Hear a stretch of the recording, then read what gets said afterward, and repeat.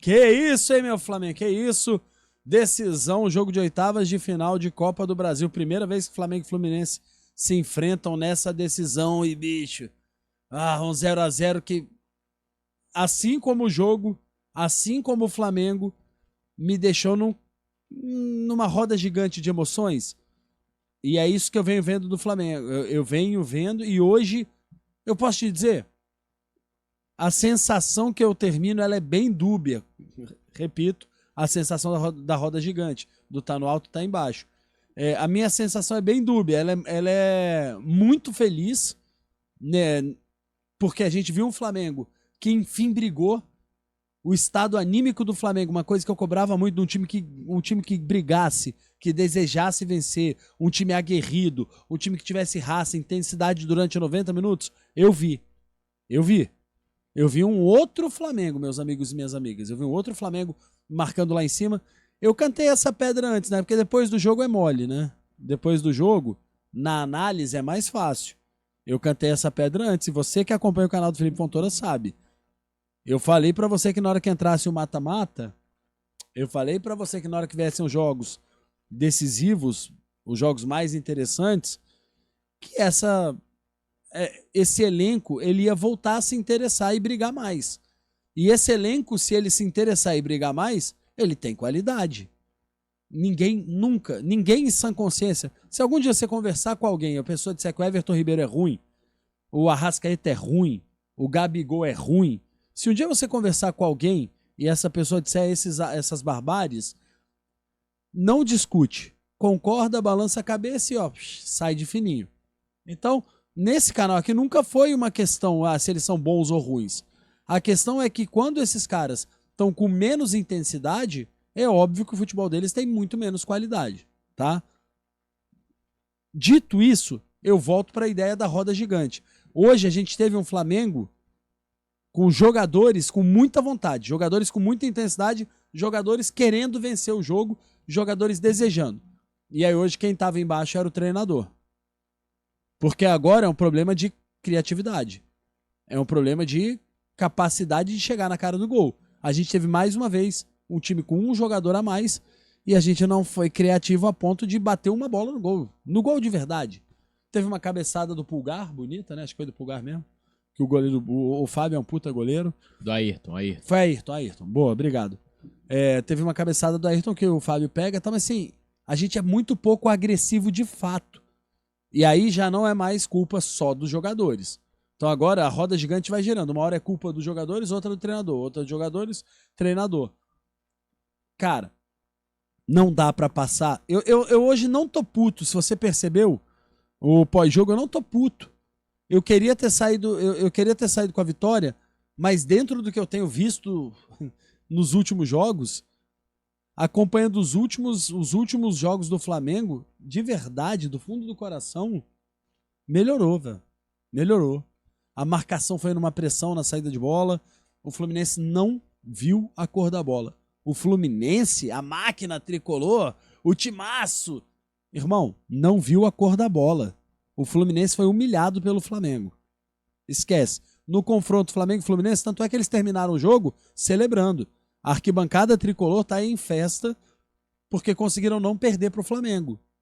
E esse é o desenho do jogo. A análise mais lógica do jogo foi feita pela torcida do Fluminense. É festa para a torcida do Fluminense. Foi lindo. No final das contas, o Fluminense não perder foi um puta lucro para eles. Foi um puta lucro. Porque eles não viram a cor da bola.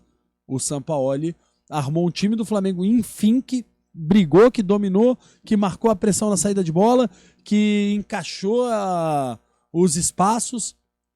Então eu vi um Flamengo muito qualificado nesse sentido. Agora, eu continuo vendo um Flamengo, velho, muito arame liso. Tá faltando agressividade, tá faltando mais criatividade na hora de chegar ao gol adversário. Se tivesse, hoje o juiz deu 11 minutos de acréscimo. Se o Daronco tivesse dado mais 40 minutos de acréscimo, a gente ia terminar o pós-jogo aqui assim, ó, quase tirando um cochilo, mas não ia sair um gol de nenhum dos lados.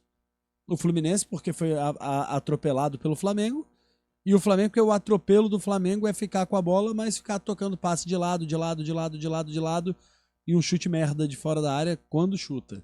Aí toca de lado, de lado, de lado, de lado, de lado, um cruzamento pra ninguém.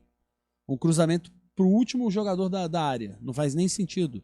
Você tem 10 jogadores do Flamengo dentro da área, a pessoa cruza pro cara que tá na bandeira de escanteio. Então, meu sentimento é conflitante hoje, mas é um conflitante positivo. Positivo porque eu sei que a torcida do Flamengo sai chateada porque tinha que ter feito o placar. Afinal de contas, na final do Carioca a gente fez o placar. A gente meteu 2-0 no primeiro e depois se fudeu. Então a gente sabe que hoje a gente tinha que ter feito. Porque mesmo o fazer o placar não garante nada contra o Fluminense. A gente sabe disso. Mas a gente sai muito feliz porque uma coisa é clara. O Fluminense não viu a cor da bola. Se o Flamengo fizer a mesma coisa no segundo jogo, na pior das hipóteses, a gente vai para penalidade. Eu tô feliz e tô um pouquinho chateado. Tinha que ter vencido, Pítio. Boa noite. Boa noite, Felipinho, galera de casa. O sentimento é parecido com o seu, né, cara? Só que a gente viu o Flamengo estrear em 2023 hoje. Hoje a gente viu um time mais aguerrido. Tudo aquilo que a gente falou, cara, no pré-jogo, em relação à intensidade e tudo mais. A minha dúvida é se o Everton Ribeiro, Gerson, Arrascaeta, Thiago Maia entregaria a intensidade que eu tava esperando. A gente viu isso em campo, né? A gente viu um time muito aguerrido, marcando lá em cima boa parte do jogo. Isso aí, eu fiquei muito feliz de ver isso. E, infelizmente, a gente está tendo que recomeçar desde o estado anímico. Então, só de ver o time do Flamengo hoje, cara, marcando lá em cima boa parte do jogo, óbvio que ele não vai fazer isso o jogo inteiro, mas só de ver o Flamengo fazendo essa marcação alta, essa pressão, boa parte do jogo, já me deixou um pouco animado, né?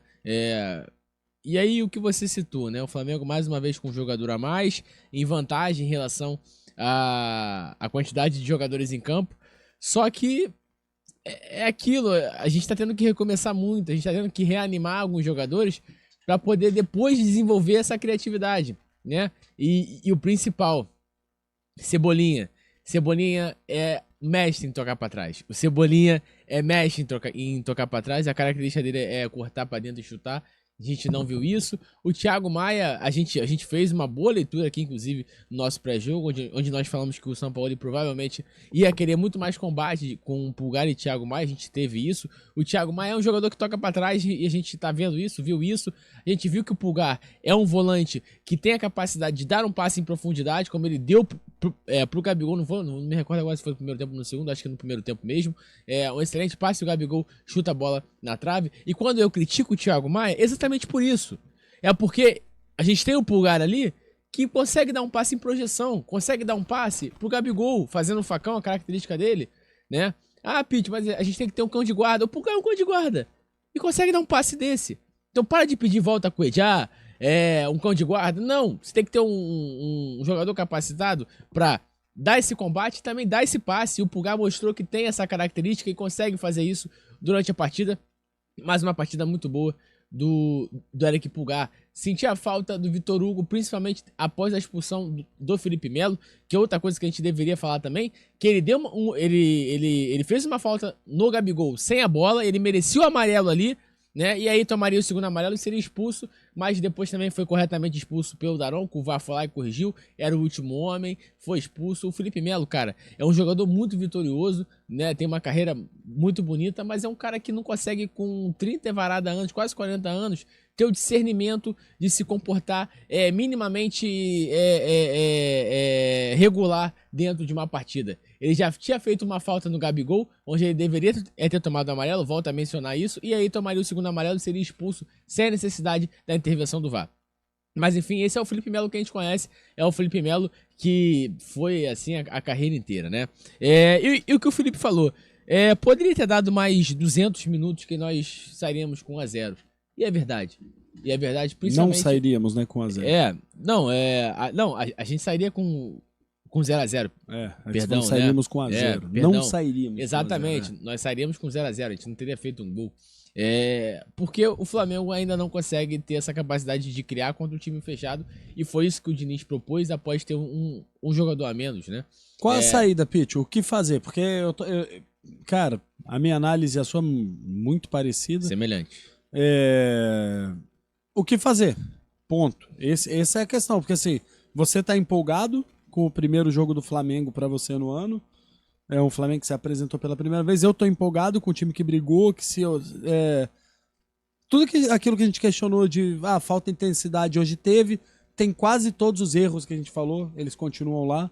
Mas teve intensidade, teve vontade. Agora, tem que ser contundente. O que falta, Pete? Como resolver isso na prática? Felipe, só de você já ter essa intensidade já é um começo. E aí tudo aquilo que você planeja para furar um bloqueio, como foi o Fluminense hoje, durante o jogo inteiro o Flamengo dominou o Fluminense. Isso é muito importante. A gente no pré-jogo falou, era um trabalho de um ano contra um de menos de um mês. E o trabalho com menos de um mês conseguiu dominar esse trabalho com mais de um ano. E você sabe que a gente aqui defende o trabalho a longo prazo e é um feito muito marcante para o Sampaoli. Só que como a gente transforma isso, Felipe, em gols, como a gente transforma isso em resultado, é com o tempo. Por isso que eu volto a repetir que só de eu ver um time mais aguerrido, um time com mais intensidade, já me dá mais esperança da gente ter essa contundência com o tempo.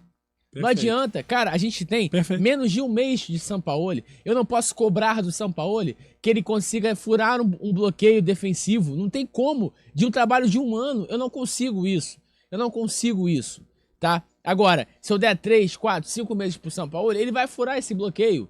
Tanto é que eu sempre cobrei aqui... Independente de passar ou não, né? Exatamente. Independente de passar ou não. Exatamente.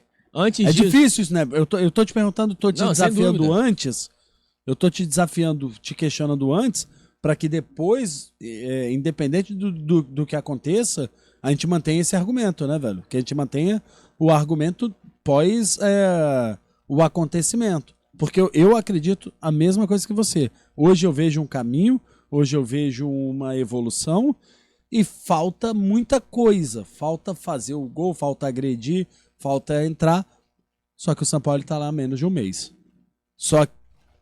Só isso, só de ver o time brigando de novo, já me gera expectativa pro futuro. E o futuro, meus amigos e minhas amigas, pra mim, é longo prazo. Infelizmente. O São Paulo não tem nada a ver com os 5 meses que se passaram. O São Paulo não tem nada a ver com as escolhas da diretoria. É isso, Pítio? Não, sem dúvida, sem dúvida. E só a gente não pode esquecer nunca, Felipe e galera de casa, que tomara que hoje seja o ponto de partida, né, a tradicional virada de chave, para um time mais aguerrido, um time que luta mais. A gente não pode esquecer nunca que o mesmo planejamento dos outros anos foi feito e a gente ficou 6 meses sem jogar bola. Eu torço muito, cara, muito, para que seja a virada de chave. O Felipe assistiu ao jogo comigo, algumas pessoas que ficam no chat com a gente aí assistiram ao jogo comigo, sabe o quanto eu vibro, o quanto eu passo mal, o quanto eu questionei a expulsão, aliás, o cartão amarelo do Felipe Melo no primeiro lance, o quanto eu questionei no segundo e tudo mais. Eu vibro com cada lance, com cada jogada, e hoje eu posso dizer tranquilamente, eu tô um pouquinho mais feliz porque eu vi a intensidade. E, infelizmente, a gente tem o elenco milionário, o elenco mais caro da América do Sul, só que a gente não tem intensidade. A gente tem muito dinheiro, um elenco mais caro e tudo mais, só que a gente não tem o mínimo, que é a raça. E quando as pessoas falam em DNA, Pítio, DNA do Flamengo não são 3 zagueiros, né? Não é tudo mais essa linha de 3, não, cara. O DNA do Flamengo é você jogar aguerrido. O DNA do Flamengo é você jogar como jogou hoje. Como jogou hoje, com raça. Os 11 jogadores você viu com raça. Os 11 jogadores. Isso é muito importante. Quem entrou também com raça, o próprio Vidal, que é um cansado, entrou com muita garra também, dentro das limitações dele ali, o próprio Wesley, todo mundo, o próprio Santos também, né, se dedicou muito. Esse é o DNA do Flamengo. Desapega disso, cara, de linha de 3, isso é DNA. Balela, pô, balela. Quem acompanha o Flamengo sabe que o DNA do Flamengo é a raça, é ganhar na camisa. A gente falou isso no pré-jogo, que os outros jogos que a gente tinha visto, a gente não ganharia na camisa. Mas hoje, o jogo que eu vi hoje, se nós repetirmos assim durante todo o restante da temporada de 23, a gente vai ter essa constância, a gente vai conseguir pelo menos uma glória. Porque a gente teve raça. E isso a camisa do Flamengo representa. Essa garra, essa contundência, como o Sampaoli gosta de dizer. Esse é o DNA do Flamengo, essa raça. Perfeito. Bom, é isso. Enfrentamos o Fluminense. Há meses atrás, na final do Carioca, a gente sai numa vantagem de 2-0 e o resultado é revertido. Então, o fato da gente ter sido melhor hoje, o fato da gente ter engolido o Fluminense hoje, não pode significar um comodismo pro próximo jogo. Porque, bom, não é nem minha opinião, é o fato. Tá 0-0. Literalmente, está 0-0 e a gente teve um jogador a mais durante muito tempo. Se comemora umas coisas, se critica outras. Exato. E que o Flamengo faça, o Flamengo barras Jorge Sampaoli, que eles façam o entendimento do que aconteceu. Por que que a bola não balançou a rede? Tirando isso, eu tô feliz. Um dia muito bom pro Flamengo. Só de ver o Fluminense comemorar um empate em 0-0 me deixa feliz. É isso. Tamo junto? Curte, comenta, compartilha, se inscreve, ativa o sininho. Esse é o pós-jogo mais etílico do YouTube, com 2 comentaristas mais loucos do que o Sampaoli botando Vidal no final do jogo. Nossa Está mais louco que o Sampaoli botando Vidal. Mas estamos felizes, animados e contentes, porque isso é Flamengo. Hasta la próxima, bebês, porque nós fomos. Tchau. E fora Landim e fora Braz. Só pra gente não esquecer. Valeu. Isso aqui não é Vasco.